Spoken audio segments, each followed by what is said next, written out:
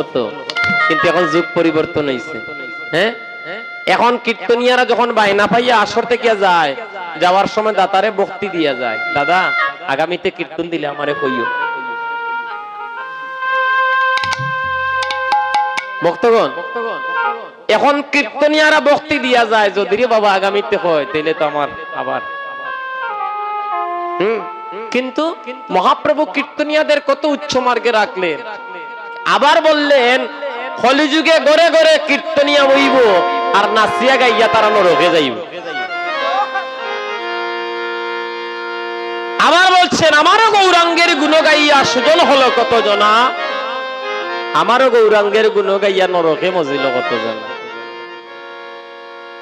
অন্তরঙ্গ ভক্ত নিয়ে করে গৌর রসয় আস্বাদন, আর বহিরঙ্গ ভক্ত নিয়ে করে প্রভু আমার নর্তন কীর্তন।